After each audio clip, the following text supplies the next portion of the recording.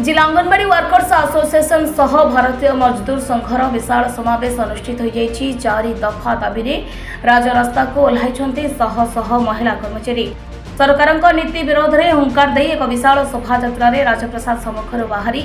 सहर परिक्रमा करने पर जिलापाल कार्यालय सम्मुख में विक्षोभ प्रदर्शन करिसेंति हजार हजार संख्यार अंगनवाड़ी कर्मी और सहायिका।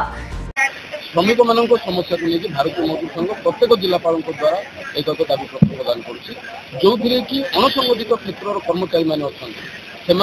केमी सामान कम को सामान दरमा मिल पार से रिटायरमेंट पर 5,000 टंका सर्वनिम्न पेंशन मिल पार से भाव में केमी जो कर्मचारी मैंने अंगनवाड़ी आशा ये जो मैंने कर्मचारी मैंने सरकार क्षेत्र में जो मैंने कंट्राक्चुअल जो आम कहते केमी सरकार कर्मचारी मान्यता पाइपर स्थायी नियुक्ति पाइपर आमि श्रमिक मान समस्यार समाधान हल बाहर से भारतीय मजदूर संघ प्रयास कर सारा भारत वर्ष में ये कार्यक्रम को आयोजन कर सारा भारत वर्ष में ये विक्षोभ प्रदर्शन कर मुख्य समस्या गुट कौन कौन उत्थापन कर देखो मुख्य समस्या भितर रही सर्वनिम्न जो मजूरी रही बाद देकर समान कम को समान दरमा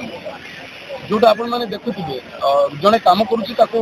मास को 5,000 7,000 ये जो दरमा यहाँ हूँ सर्वनिम्न दरमा किंतु गोटे लोक बंचापी जहाँ दरमा दरकार से दरमा आम मांग कर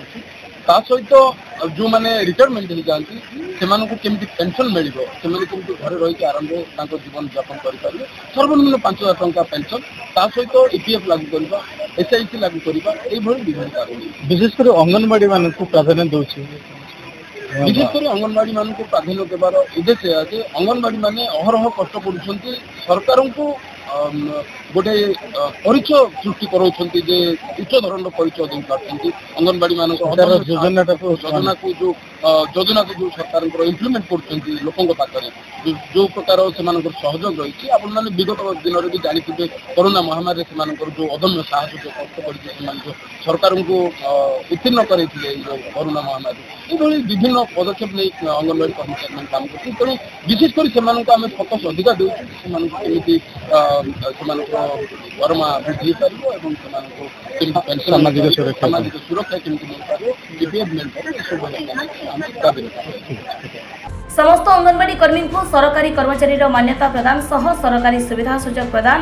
अवसर में पेंशन सर्वनिम्न मजूरी परिवर्ते समान काम को समान दरमा प्रदान आकस्मिक दुर्घटना जनित मृत्यु उपयुक्त अनुकंपा राशि प्रदान आदि दाबी गर्जन करिछि भारतीय मजदूर संघ।